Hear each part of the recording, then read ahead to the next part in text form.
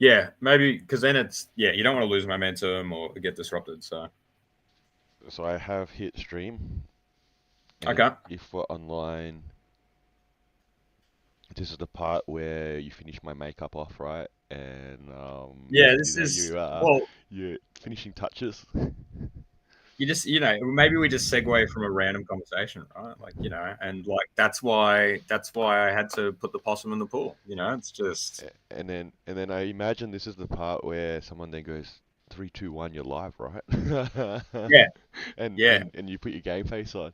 I have no idea, but it's saying we're 7 seconds in. Oh, there we are. Are we on the screen? Are we on your screen? We're on my I'm screen. pulling up now. We are, We're here. We're here. we're We're here. actually online. We're shocked we're I think online. we're We we've nailed that's it. that Yeah, first time, yeah, easy, yeah. Well, easy. Did you enable comments this time? Did hey, you enable comments? I don't even know how that works, but I can see a comment section on my screen. Right. So I've just put so a comment. Can you see the comment? I can see you commenting on yourself because that's But you can see it, so that's the key. We're doing great so far. All so right, so short we're answer official. is we're officially online again. First episode after obviously tagging last week as a pilot, and yeah, look, I think we've achieved our goal already. We can go offline, right?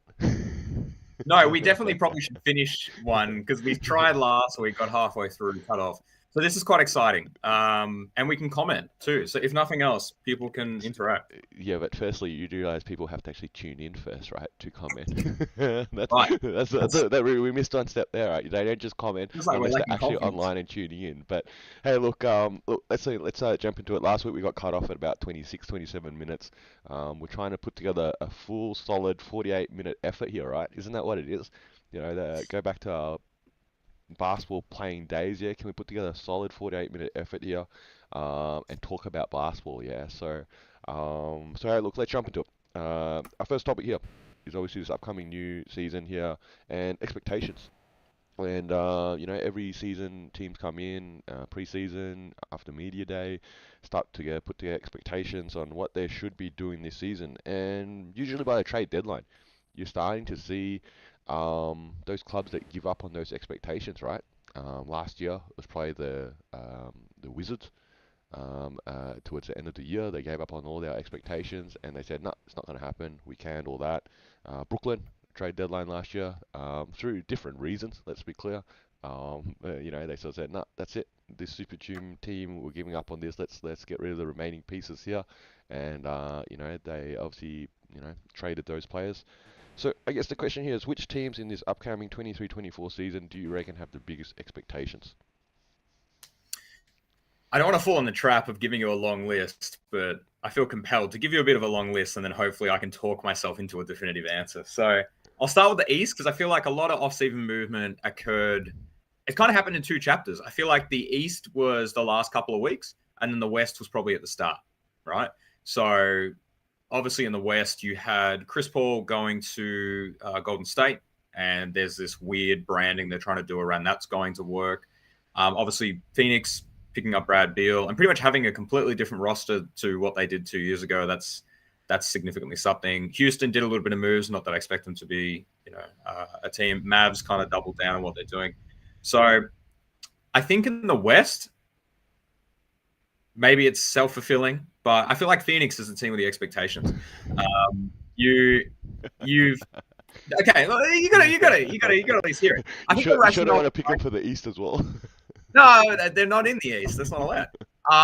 Look, I think the rationale behind this is obviously there's been a lot of investment and a lot of movement to get this team to a certain competitive level. Kevin Durant, as we know, as great and as talented as he is now, I think, 35.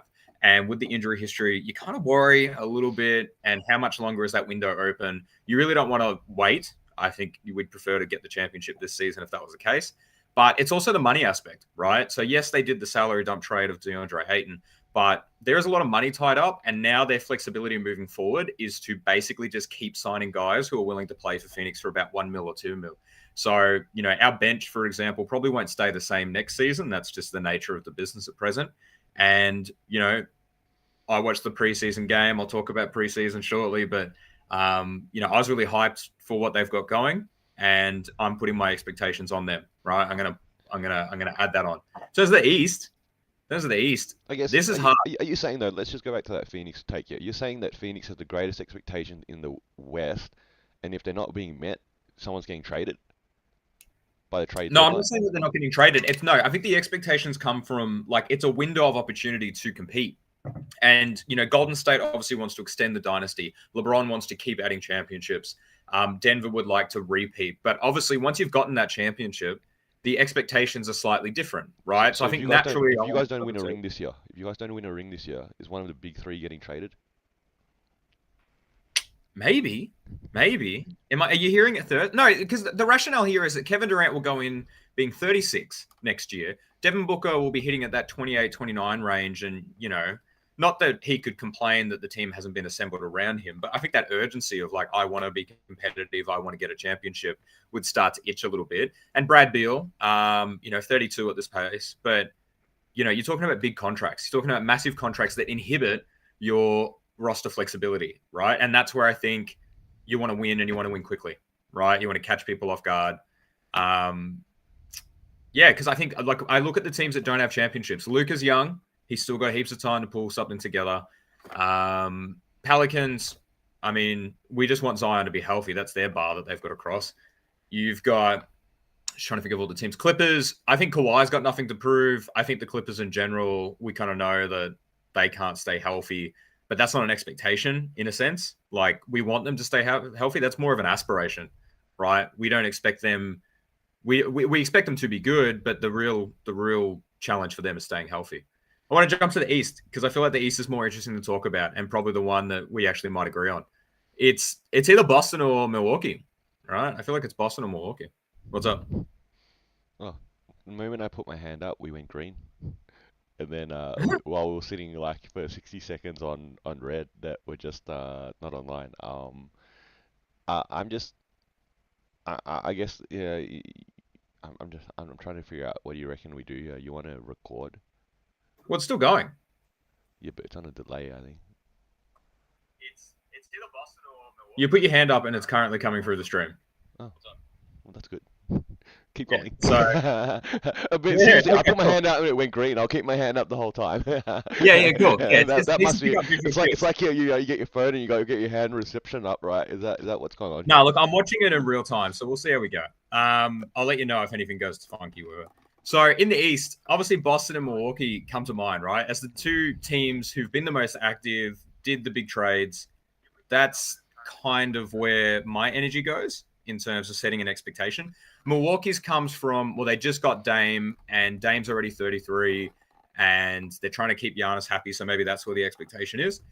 But I think I'm going to stick true to the rule that I applied for the West. I'm looking at the Celtics, right? That Cinderella team that just consistently can't seem to win the NBA championship, always in the Eastern Conference. Not only are they now loaded with the additions of Drew Holiday and Kristaps Porzingis, but financially, like I said with Phoenix, their flexibility is very minimal, right? They have, correct me if I'm wrong, they have like almost 170 million tied up in their starting five. So they already, I think, exceeded the salary cap because I think the salary cap sits at about 174. So they don't have flexibility at all. Like this is their core. Not only are Jason Tatum and Jaylen Brown the youngest, best duo or whatever it is, but they've put all these pieces around them. Drew's getting older, potentially has retirement ambitions as time progresses. And Kristaps, how long can he stay healthy for? If you're going to do it, you got to do it now. So I think my two picks are Phoenix and Boston. Surely you agree. I surely do not agree because I think maybe I've taken this on a bit of a more um, mid-level thought line here. You're clearly picking two teams that have full NBA championship expectations. And I guess, like I said, if the Suns do not win it all this year, which is arguable that you will or you won't, there's so many factors still before first game that will you guys tear it apart? And I don't think that's going to happen after year one. You can still say, hey, Bradley Beal came in, it was just year one. It still wasn't enough to, sort of be the to make your decisions at that point. I think it's similar with Boston. if Boston don't go all the way this year, you go, wow, we had to do all these things. Porzingis came in, Drew Holiday came in, and you continue to rejig your roster. Of course, every team will and every season does, yeah. But you don't have to sort of overreact. I think I'm going to nominate two other teams here. The first one, yeah, and it's actually funny as I just realized the two teams I've picked out. The first one here is the Dallas Mavericks. Yeah, I think they're the team in the West that could really have a dramatic season here if they're not staying somewhat above 500. Yeah. Just imagine the chatter right now if suddenly the Mavs, because they went 5-11, I believe, if I'm getting my stats correct here, with Kyrie and Luka. Just imagine they jump out of the gates 5-11 again. Yeah, imagine they fall 10 games below 500. Yeah, something, whatever, slow start happens. Yeah, and there's gonna be so much negative conversations, articles straight away. You already know this, yeah, about this is not gonna work. That's the first one. Two, Kyrie's a cancer. We've heard that one before, right? Three, Luca wants out. Get the photoshops happening already now on Facebook where you can put Luca in the next year, right? Because that's where he wants to be, in the Lakers uniform or playing at the Warriors or something else crazy like that. And I think to me that's where the Mavs have huge expectations this year. That I'm not necessarily saying they're going to win a ring, yeah, and I think they're going to implode. I've said this before, but they got to stay above 500. Yeah, I think that's the key. They got to stay above 500 somewhat significantly. They're not a team built to just hover at 500, finish 41-41. Yeah, they're expecting 48 wins minimum. Okay, and built around two alpha guards that are highly talented in themselves, but can their skill sets coexist with each other and translate into winning basketball? And that's something I guess we're gonna really see. It's almost the opposite of the Karl Anthony Towns and Rudy Gobert situation where two bigs and how can they coexist? But I think there's a different timeline here. Okay, there's a different timeline here because the T-Wolves with that trade got all those years of Gobert's contract. Okay, which is why they swung for that trade to a certain extent that they had him locked in, and they really soured on Cat in a sense because they had an insurance policy in Ant Edwards. Yeah, whereas the Mavs do not. Yeah, the Mavs do not have an insurance policy here. Yeah, in that sort of sense, and they invested now in Kyrie. What they've given him 2 years, is it? I think 1+1. Is it? Is that what they've given him? Um, and Mm. it's like if it doesn't happen here, then I think Kyrie's again on the move. Okay, and if they're not above 500 at the trade deadline, I think Kyrie's likely his name's on the block again, and they're probably not looking for another point guard, yeah, in that sense, to pair with their franchise point guard already, which sort of leads to the other side in the East here. It's the opposite side of this whole ledger, which is again two art guards here, where I'm nominating the Atlanta Hawks.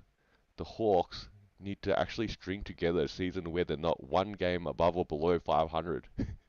Yeah, because that's what they did last year. Wasn't that a fun fact? Yeah, they were literally one game above or below 500 the whole way until, I don't know, they lost two games in the play-in and then, in the playoffs, and that was it. And then they were eliminated or so on and so forth. Yeah, so it was like, it was a, and here's the thing, and this might be the other way around. This might be Trey Young and, DeJounte Murray are both out of town.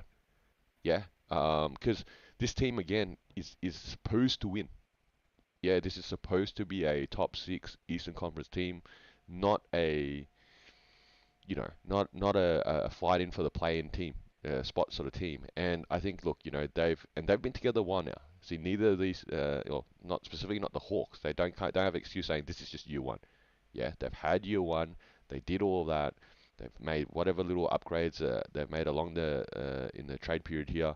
And look, if the Hawks, I reckon if the Hawks again, similar to the Mavs, if the Hawks are not at that 500 mark or 5 games above it, there's going to be some level of movement. Because what are we going to do? Watch 10 years of two guards here, two small guards here that just win 500 ball? I don't think that's the Atlanta plan. I think you almost needed to name this segment like the eject button segment, because you picked two teams that are most likely to hit the blow it up button, whereas I've picked two teams who probably need to win their championship either this season or next Well, it's season. based on expectations. Yeah, so again, Yeah, I guess it's expectation. So you obviously, like I said, and you're right. Those teams have huge expectations that you mentioned, but all teams have expectations. Yeah, even the Charlotte Hornets right now are saying, hey, we're going to make the playoffs, yeah, or play in at least. That's our expectation, I'd imagine. Yeah, 41 games, would be their goal. 45 would be a bonus, yeah. All right, but would they blow it up if they only won 35? Probably not. That's the difference, yeah. Would the Hornets blow it up if they just won 35? No. Would the Hawks blow it up if they win 35 games this year? Probably. I think so. yeah. Look, I think maybe maybe as a future series, right? If we ever ran out of things like what are the expectations for each team going into the season in terms of what are they trying to achieve? So it's good chat, good chat. Can we move on to my preseason thing? Yeah, you want to add some more gambling? Is that what it is? No, no, no, no, no, no. I mean, look, it wouldn't hurt. Surely it'd be good for the business. Look, I obviously, like most keen NBA fans, I'm so glad that there's now highlights and stats coming from our NBA. Obviously, the games don't mean anything, and our star players play a very casual 10 to 20 minutes, and then it's the bench guys. And, if you're a real sicko, you really care about who that 15th man's going to be because they're going to be playing more minutes than any of your stars. But, I was watching the Phoenix game and Detroit game specifically today, and Phoenix just ran away with it. They looked really good at the start. You have two choices. You can look at something like that and decide why make such an overreaction to one piece of data, or you can choose to believe that this is the year, and I'm choosing the latter. But I was also looking that once the starters left, the game became a lot more competitive, and then eventually got forced into an overtime, and then it was quite close up until the last maybe like 10 seconds. And I was thinking, people are still paying money to go watch this. People are still keen on the product. Maybe not as much. There's always fluctuating levels of attendance and engagement. But is there a way to have the preseason mimic the the tournament that's going to occur in the season, right? Having a preseason tournament that generates the players a little bit of extra money. You could set up a couple of parameters such as limiting like minute restrictions on your star players. So what could occur with, let's say Kevin Durant is capped at 28 minutes and he plays 20 minutes in the first half, and then they reserve the 8 minutes to play in the second half so that there can be a little bit of an incentive to win. What do you think? What do you think about the concept of like a preseason I, tournament? we feel like you're gonna hate me again here, but I hate your idea. Here's why. All right. Um, I, at what point does a team and a coach make get to play other clubs for the purpose of simply preseason games? Because what they're called, right? You could rename them friendlies. You could rename them practice games. Yeah, preseason always feels like a fancy word, right? Yeah, which is factual. It's before the season, so it's a preseason game. But you could term it further, friendly practice preseason games. Isn't that what it is?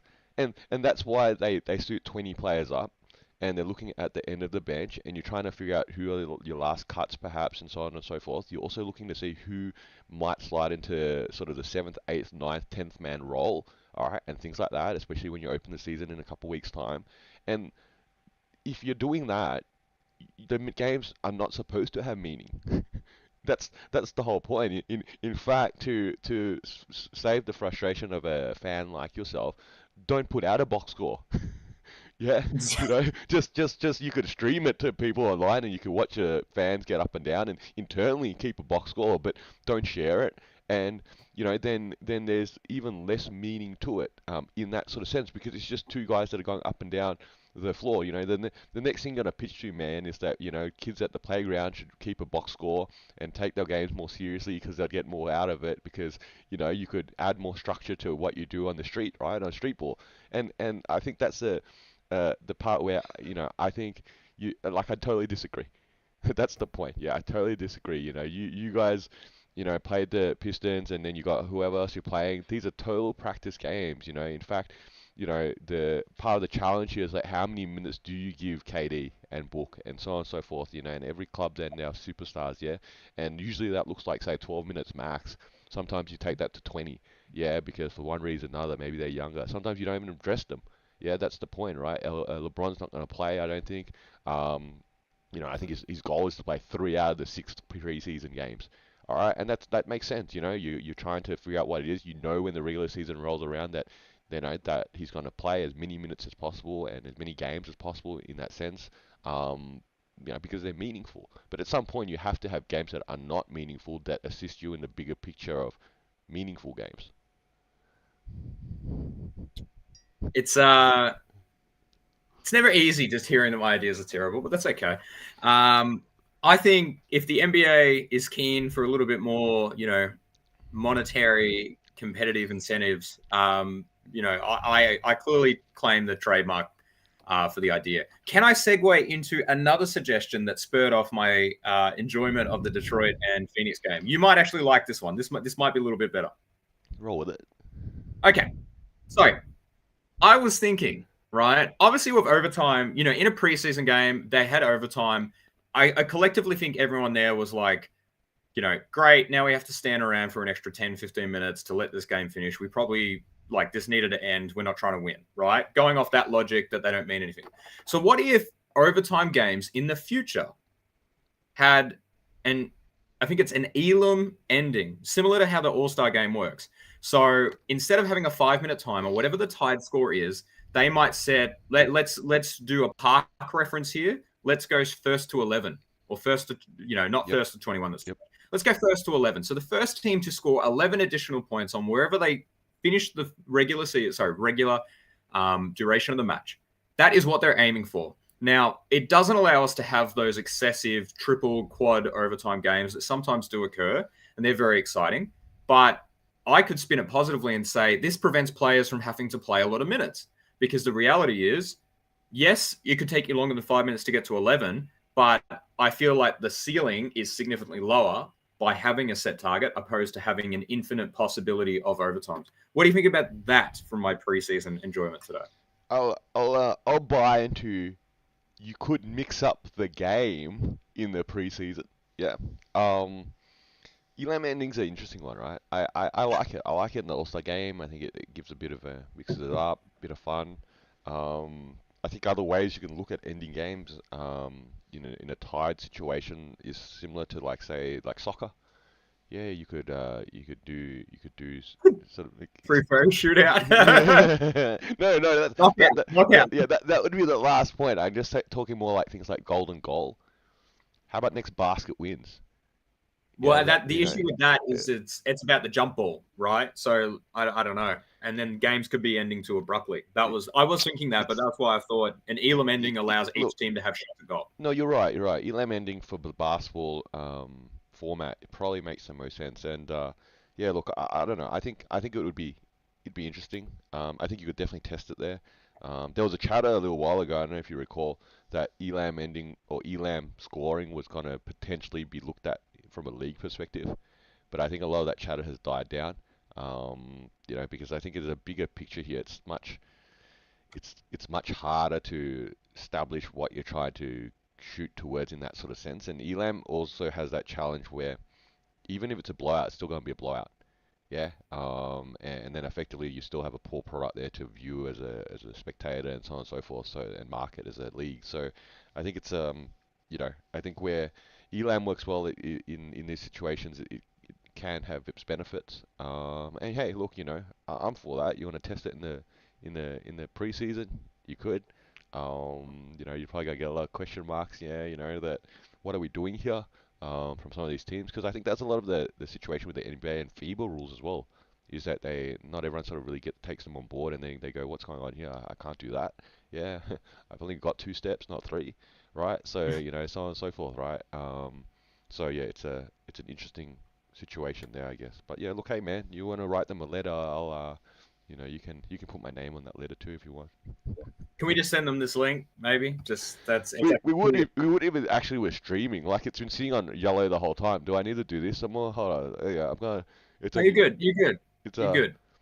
You're good. You're still. I'm using up my data right now, It's watching it's us. it's still So it's still on yellow, so it says poor. From my end, it's one of two things. It's either green and it says it's excellent, or yellow, it's kind of poor. Yeah, it's and they're your choices. It doesn't seem to have anything in between. we're still chugging. I'm enjoying the stream. So is no one else, but that's okay. We're doing it. We're doing it for us. That's Um, Do you have more preseason suggestions, dude? Look, I Oh, here think comes a I list. might as well save some. I might as well save some content. I can save the 4-point line, the extra points for dunking. I'll keep that for another week, I think. But I'm glad that we have Extra highlights points with again. dunking. Come on, man. I want to hear that now. Extra points with dunking. What do you All want to right, pitch so here? so what if we, amplify the amount of points that you get for dunking? What if it turned into 3, right? Where obviously the NBA, its two main things are impressive 3-pointers or dunks, right? I don't think the casual fan on TikTok is enjoying the mid-range game, right? I don't think that's where their enjoyment comes from. It's the impressive dunks. So what if you just gave 3 points for dunks, right? And we just went full bore onto the analytics Every of. every team is trying to sign Boban right now. Then yeah, we want Boban and we want Taco Fall and Well, Shaq. get those guys back into the league. Statistically speaking, because of their excessive height, their life expectancy is lower. Let them eat. Give them money so that they can enjoy You're their getting life. distracted. You're getting distracted. What are we talking about? Focus on the dunking component, not the life expectancy. I think it's time.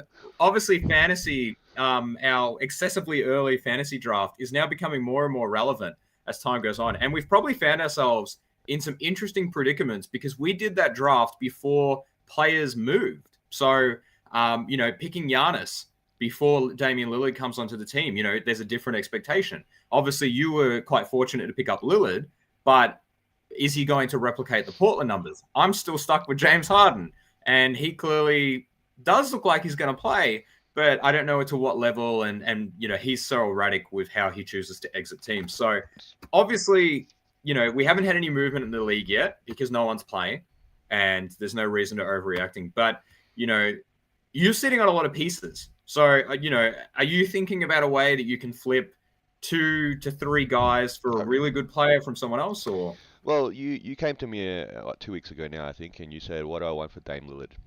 Yeah, and then you gave me some woeful package. I don't even remember what it was. That's how woeful it was. And then you tried to half-heartedly sell it to me that yeah, somehow that's gonna, I'm gonna bite on that. And I said no. And then Dame Lillard obviously then got traded. But look, I skipped a step there on that story because I said, but I would trade Dame Lillard. I would trade Dame Lillard. I would trade multiple pieces on my team, including Kyrie and including Pascal Siakam, and ultimately, really anyone on my team is untouchable except Luka, as far as I'm concerned. Yeah, I would trade anyone except Luka on my team. But there's one name that I want back in return, and I would like Jokic. So, and if I could only create a fantasy team where I both had Luka and Jokic, which might never have been done in the history of fantasy league, in all honesty, but if I could pull that off, I feel I could fill my other 11 roster spots out and still win a championship. Clearly, actually, significantly. So then I tasked you to go away and finding a 3-team trade that would appease me in that sense if you wanted Dame Lillard, man. So, isn't that where we left our conversation at last time? And which sort of, yeah, I don't know. I don't know if you've actually shed any more thought on that. Or you sort of said, man, I don't want to do a Jokic to Fauzi, right? I don't think it'd be wise for us to give you Jokic. I think our teams, we all have our own set players, but you've come into some good fortune. Being able to pick up Pascal Siakam and Kyrie Irving off the waiver wire is probably indicative of the league that we're in. So, is that what you're saying? well, I have to see these people in person. You don't, so I'm not trying to burn a bridge there. Hey, if they got something to say to me, they're welcome to come online Mondays 9 p.m. and write some comments, right? Look, I think you've definitely got a lot of players. Obviously, the variables of injuries or just mixing. I think when you look at your team, Pascal Siakam, there's always that murmur about is he going to get traded from Toronto? Yep, obviously, absolutely. Kyrie and Luka, are they going to work well together? There are still some asterisks for you. Obviously, Josh Giddey, great pickup, but is I've the got addition huge of Czech. asterisks. Zion, and AD are probably my biggest asterisks. Let's be clear. Yeah, huge risk there. How many games they're going to play, and so on and so forth. Clay Thompson to a certain extent too. I like him. I had him last year. Gave me some good production, but now we see P3 there. Wiggins is coming back. There's a level of possibility that his production from a fantasy perspective might fall off the cliff a little bit. But look, every team has some level of risk, which sort of comes back down to your risk, man. Your risk is right now is James Harden. Yeah, I'm really curious. What would you like to do for James Harden right now if in an ideal world? Is he on the trade block? What would you take back for him? Pick a player you would take back for James Harden. Being realistic here.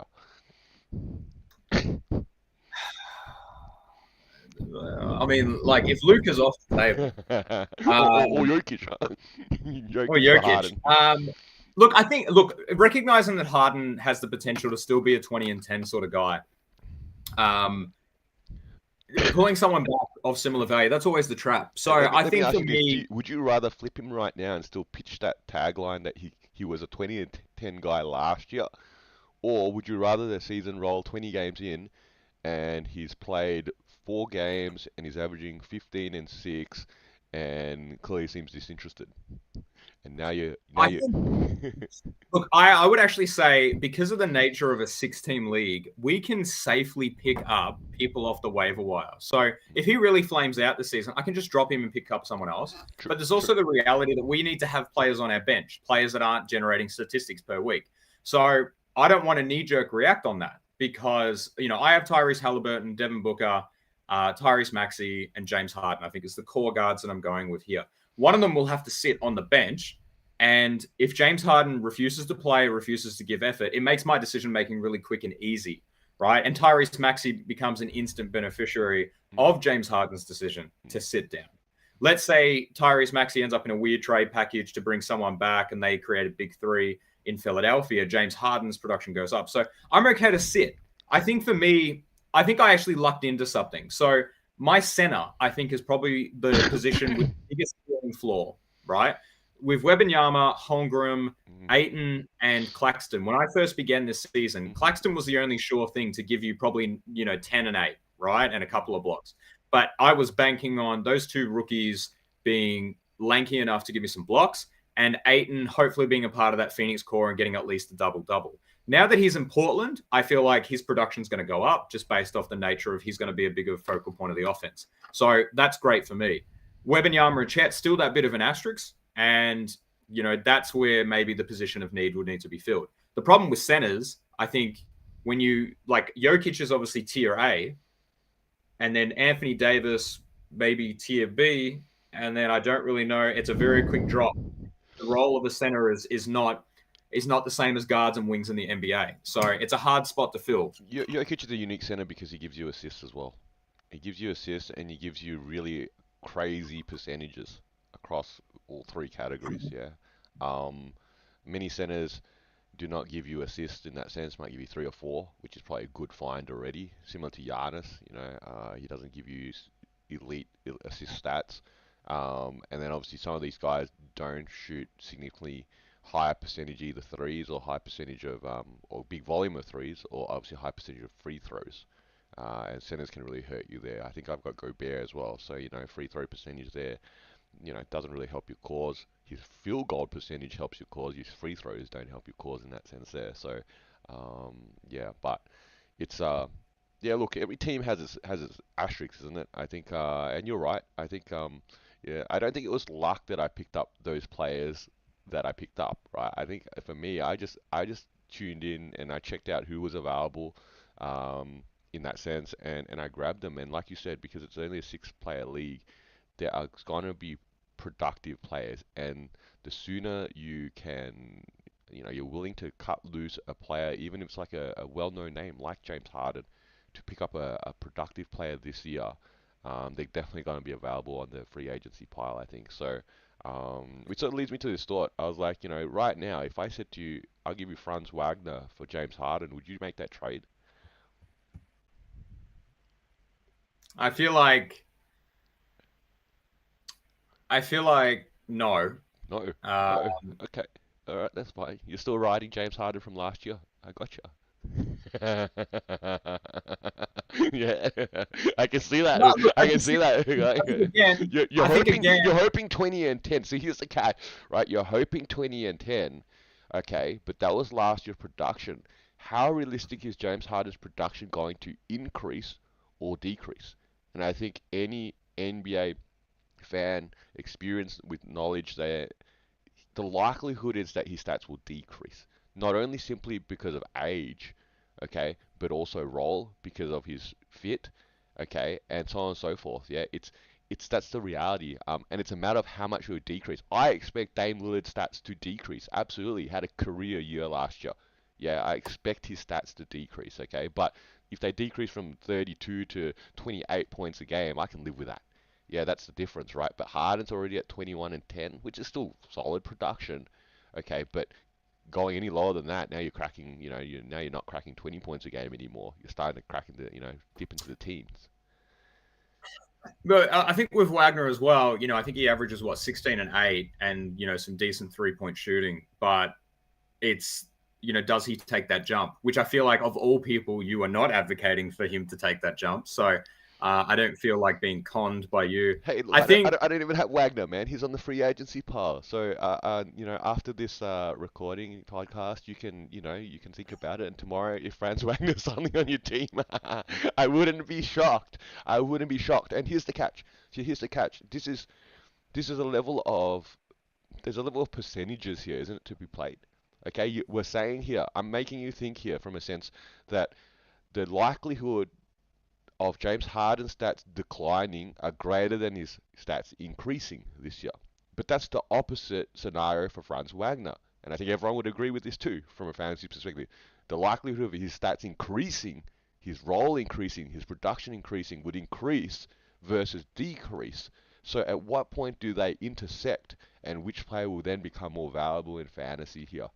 And I think and this is probably for our 0 viewers is that this is what you're sort of thinking about as a fantasy manager. Yeah, when you have to make decisions here, there's a level of probability in how you make your decision making on who you go with. Um, and I think that's the key here. So and that said, I got Zion. The probability is that he's going to be injured a lot. I'm banking obviously on the fact that I think he's going to be less injured than he was last year.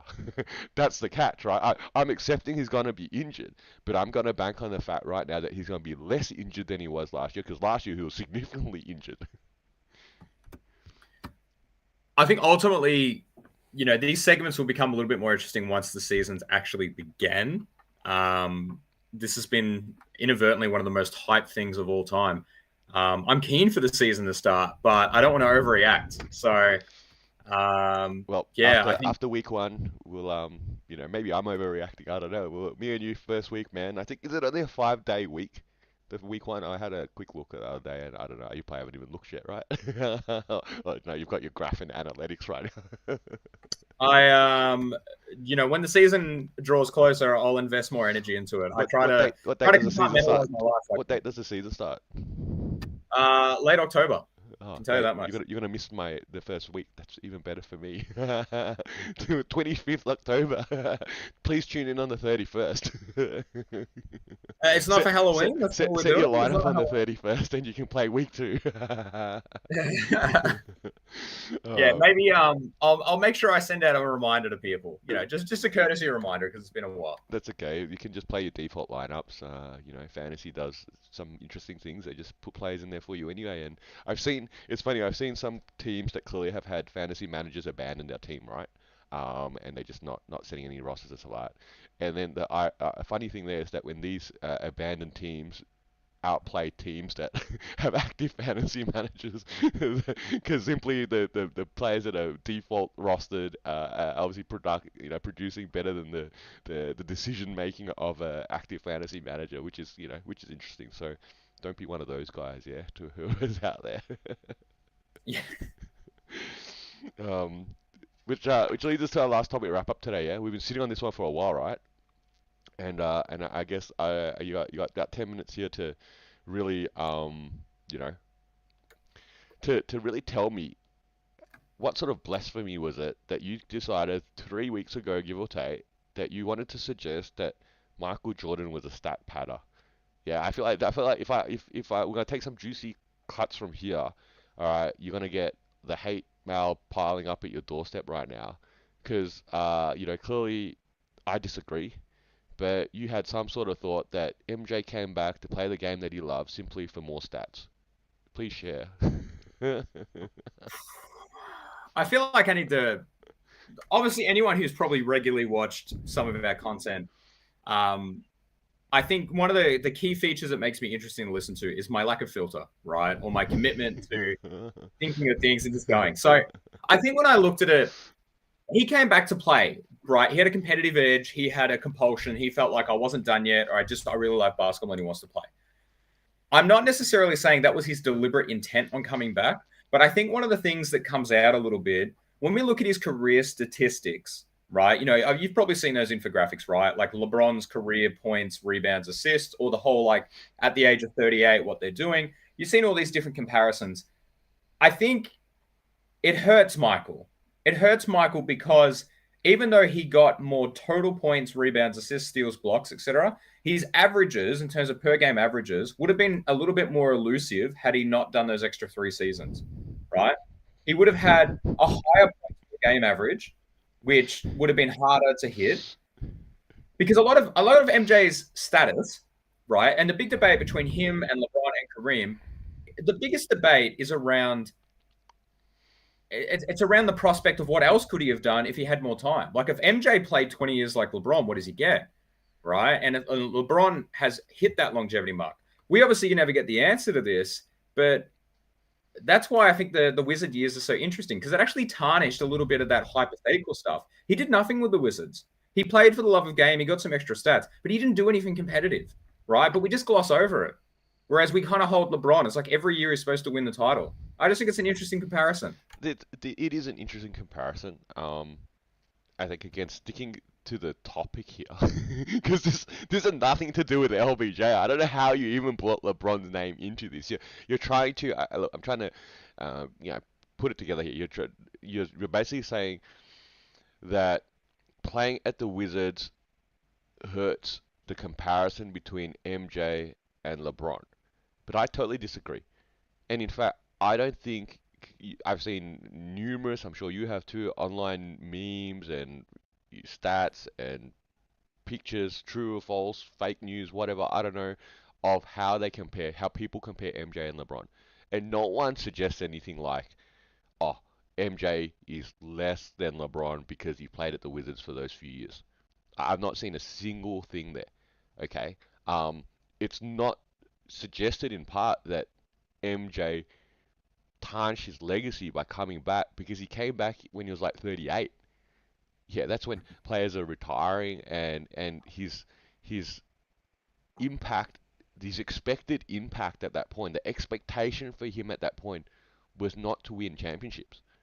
Yeah, the goal was to make the Wizards better, and you could you could make an argument whether he did or he didn't, but you would imagine that if you've got a guy that's coming there, playing 20 points a game, MJ, in that sense, that it would make them somewhat better.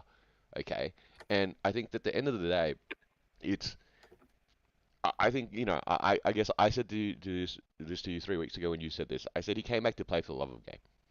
Yeah, he came back to Hmm. play for the love of the game. He came back. I think he donated his salary to some charity or something that year. He couldn't even care less. There's a couple of $1 million he made. Yeah, obviously that doesn't mean anything to him. Yeah, he came back because he wanted to play. He had an opportunity to play there in part because I think it was at the front office, and obviously the team was a bit average and so on and so forth. And so he came back and he was productive and so on and so forth. But then they didn't go that far. He got injured as well, obviously when he came back. All right, and that was it. But to suggest that he actually came back because he wanted to add some more points to his tally. That's the part I'm not buying in. Okay, and I think that's the part where, no one's saying that that MJ wins every time. I think that's something that really, if you took at the whole debate about LeBron and MJ, it's not that MJ was always a winner. Yeah, because he lost a lot before Pippen arrived. Yeah, he was actually eliminated when he came back that year out of retirement and then got eliminated by the Magic. And then obviously these couple of years at the Wizards, they weren't really that many wins. Okay, but he won when it mattered. That's what we're talking about. He won when he mattered. That's the part where, and then I guess you're saying earlier that one of the parts that you'll never get to, no one would know because it's like, would he have been in more situations when it mattered and would he have won them if he had played 20 years? That's ultimately what you're saying. Okay. And I guess the fact you can turn to there is that, well, his track record shows that he would. Yeah. Until I guess he doesn't. That's the point. And then he would be But he 6 didn't. and 1. That's the thing. Like his track record, that's the thing. That's why I'm saying if he didn't do the Wizards year, it creates this elusive angle that like he just basically won half of his career. And if he didn't retire or didn't stop playing, what else could he have done? We do know for a 3-year stretch that when he came back, he didn't do anything. And I know it's not a fair expectation to have of him to come back at 38 on a bad Wizards team and basically take them to the championship. But what I'm saying is he did it. He came back. He added some stats. He ruined some really impressive average numbers. Like his points per game average would be higher. His total points would be lower. That's the trade-off by not playing for the Wizards. So what? This is where I wish we had a comment section because I feel like they'd jump on board with me a little bit. What I'm trying to say is that so his average points per game has dipped because he played 3 years at the Wizards. But you seem to care about this probably much more than anyone else technically would care about this. That's what I'm trying to say. It doesn't matter. Like, would MJ go back in time and say, "Oh, I wish I didn't play those 3 years at the Wizards, okay, because I love playing basketball, just because I averaged less than my career stats," which was inevitable. That's again another point that it was inevitable that he would bring his career stats down because at age 38 he was not going to emulate age 28. Okay, that was the whole point. You would have known that straight away when you decided to play that you would bring probably down every single category from your stats perspective. But, besides obviously adding total points and total stats, okay, from an average perspective, you would bring every stat down because you're not going to be able to replicate your prime production.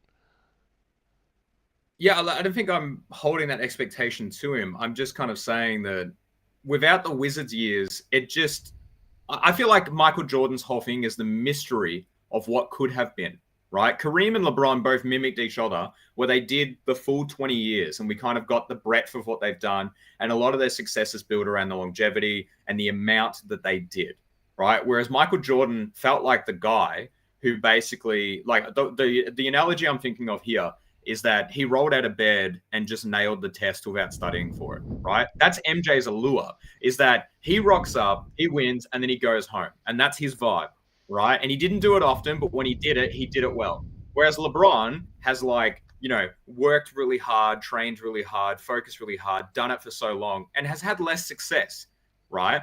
And what I'm trying to articulate is that those extra 3 years of the Wizards, that gets Michael's career up to 15 years, right? So it's only 5 less than LeBron's currently. Imagine if we're talking about the difference between LeBron and Michael without those 3 years, right? This is what Michael did in almost half the time as LeBron. Like, we already know that there's a difficulty trying to eclipse Michael Jordan as the GOAT, and LeBron's making a case. Here's the easy way to evaluate them side by side. If we're talking about 15 years, to take away LeBron's 5 worst seasons and put them side by side. Yeah. And the reality here is that LeBron's 5 worst seasons, if you take his 15 best seasons, still fall short of MJ's. I don't know how else anyone's going to argue that, except they say he scored more points and grabbed more assists and rebounds and gave out more assists. Okay, so what we'll have to do, this is not something we can do now. That's probably a good future topic. What was individually LeBron's best season, right? Not just averages, but the success that he had, obviously in the finals and individual awards, versus Michael's, right? A really interesting way, and probably actually a really good series. Like I'm being genuine with this. A really good series of best individual seasons stacking up against each other, because there is a chance that Michael's best season isn't as good as someone else's best season. But obviously with Michael, it's how many good seasons he had versus them. So I'm thinking instantly of, what about like Shaq's dominant year? Was that peak, that one season peak, higher than one of Michael's peaks? So it's a good question. It's good. This is a good conversation. Add that to a future podcast. But hey, we fulfilled our 48 minutes here. Let's my data is still being viewed, so let's wrap this up. And I guess Gonna chuck a comment. I feel like we need a sign off here. We actually got to 48 minutes last week. We struggled to get to, you know, 38 minutes, but we got to 48 minutes here. We need a